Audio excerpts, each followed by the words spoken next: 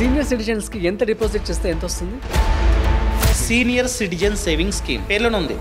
Senior citizens అంటే ఎవరి age అయితే 60 కంటే ఎక్కువ ఉందో వాళ్ళు మాత్రమే డిపాజిట్ చేయాలి. ఇక్కడ బెనిఫిట్ ఏంటంటే వడ్డీ చాలా ఎక్కువ. ఇందులో వడ్డీ చూసుకున్నట్లయితే 8.2% ప్రెసెంట్ ఆఫర్ చేస్తుంది అనమాట. ఇక్కడ మినిమం డిపాజిట్ వచ్చేసి 1000, మ్యాక్స్ వచ్చేసి 30 lakhs వరకు మనమైతే డిపాజిట్ చేసుకోవచ్చు. ప్రతి బ్యాంక్ వెళ్ళి ఖాతాను ఓపెన్ చేసుకోవచ్చు.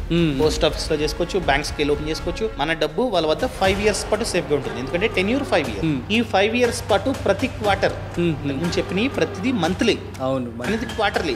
అంటే 3 months కి ఒకసారి వడ్డీ మన బ్యాంక్ అకౌంట్ లో పడుతుంది అండ్ సెక్షన్ 80C వర్తిస్తుంది. సీనియర్ సిటిజన్స్ కి ఎంత డిపాజిట్ చేస్తే ఎంత వస్తుంది? సో ఫర్ ఎగ్జాంపుల్ వాళ్ళ వద్ద ఎంత అనుకుందాం, 30 lakhs ఉన్నాయి. 30 lakhs డిపాజిట్ చేస్తే క్వార్టర్ కి 61,500 ప్రతి క్వార్టర్ 3 months ఒకసారి.